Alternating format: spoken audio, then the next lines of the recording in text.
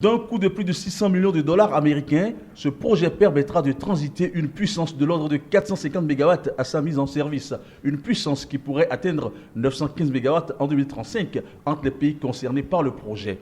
Il prévoit aussi d'électrifier 294 communautés rurales situées dans une bande de 10 km le long de la ligne principale.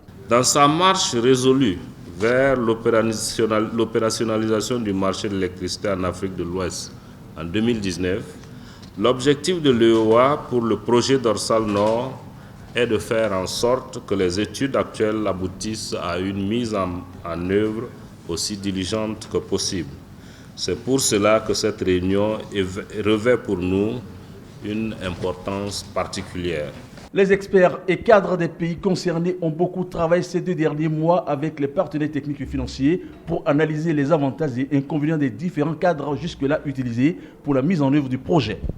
De ce travail d'analyse, le cadre proposé et soumis à votre approbation a été jugé le mieux indiqué pour réaliser le projet dans les délais et au meilleur coût, tenant en compte les contraintes et préoccupations des uns et des autres.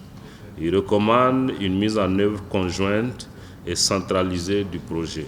De cette réunion sortiront des engagements forts qui vont permettre d'accélérer la mise en œuvre du projet pour le bien des populations du Nigeria, du Niger, du Togo, du Burkina Faso et bien sûr du Bénin. Le Bénin y est représenté par son ministre de l'Énergie et le directeur de la SBEE.